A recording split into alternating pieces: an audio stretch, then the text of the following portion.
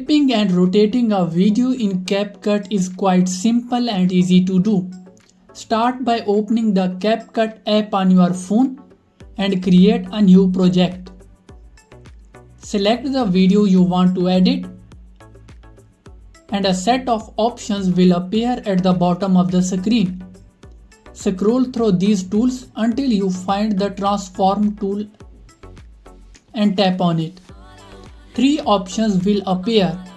To flip your video, tap the mirror option, which swaps the left and right sides of the video. To rotate the video, tap the center button, which rotates the video by 90 degrees with each tap. Continue tapping to rotate the video to 180 degree or 270 degree as needed. That's all it takes to rotate and flip videos in CapCut. If you found this video informative, don't forget to like, share and subscribe to our channel for more informative videos. Until next time, goodbye.